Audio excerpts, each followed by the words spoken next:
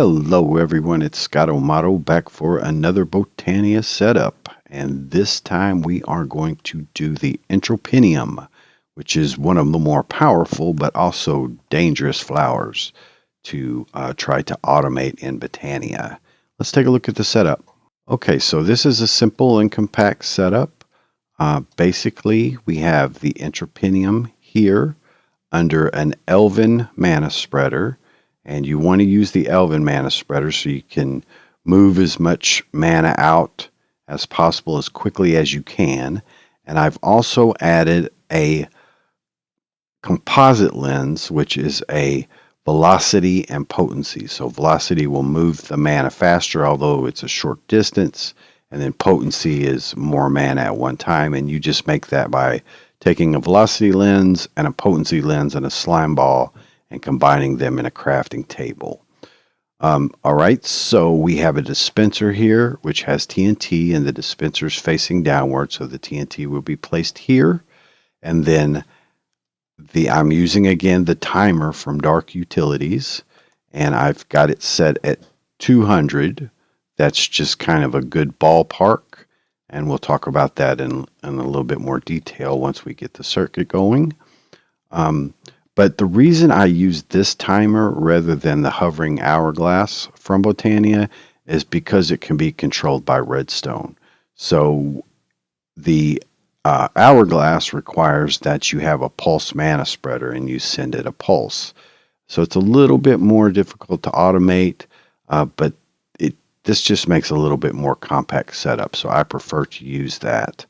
But I do have a very similar circuit to some of my other Botania stuff, which is a comparator out of the mana pool, reading the level, and this lever here is setting it for compare mode so that at about 90% of this pool, when it's filled 90%, then this comparator will trigger and shut down the circuit. And I have a repeater here so that I have a full 15 signal. So the lever here is a master disable switch, a master override switch, and as you can see, it needs to be in a state of on for the timer to be turned off.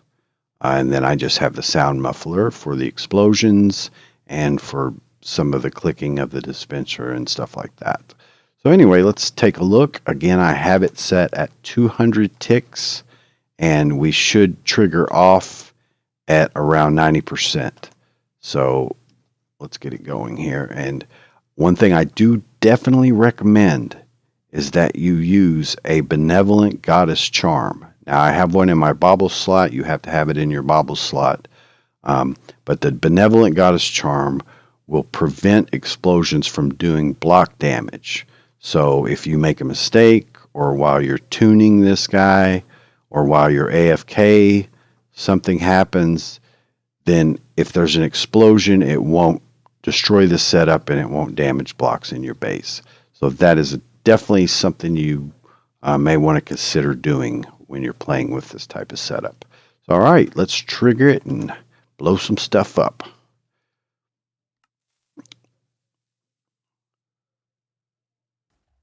All right, there we go. Mana's flowing nicely. And so we want to watch the Entropinnyum to see how quickly it's getting rid of its buffer and how that compares to when the next TNT is coming down. So that seems like a pretty good margin of safety there. Of course, the spreader's emptying quickly. So we could probably shave a second or 2 seconds off of that if we were really pushing for mana production. However, if you're going to go AFK for a long period of time, then you may want to go ahead and actually pad that a little bit more for a safety margin. So maybe you want to do 300 so you get 15 seconds. This timer, it may drift a little. I'm not entirely sure if it's, pinpoint tick accurate. So you may want to consider that. Now let's look at our pool here. We're getting close to the point at which this circuit should trigger to turn it off.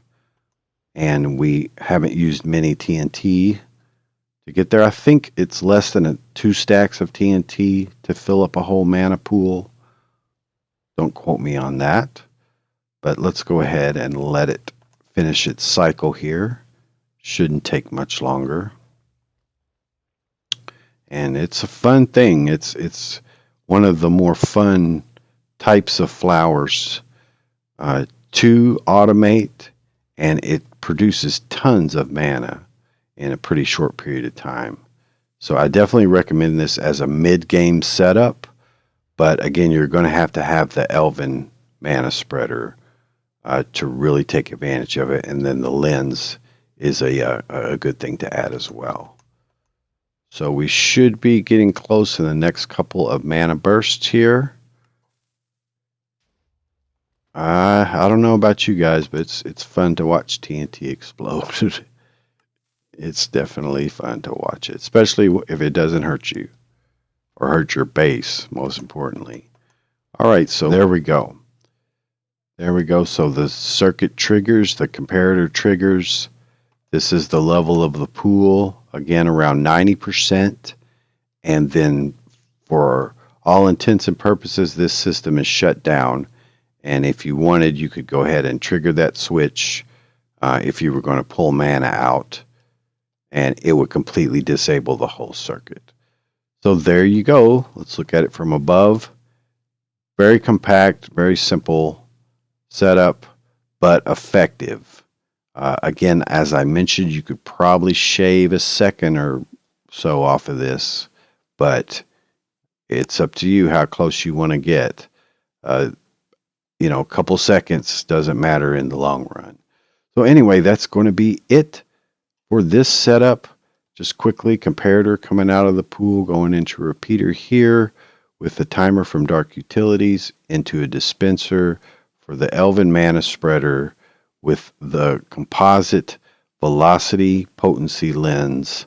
And there is your automation setup for the Entropinnyum from Botania. This is Scott O'Mano. I hope you learned something. Thanks so much for watching, guys. If you like it, let me know in the comments. Please leave a like. If you dislike it, then let me know why so I can improve. Thank you very much. Have a great day. Bye-bye.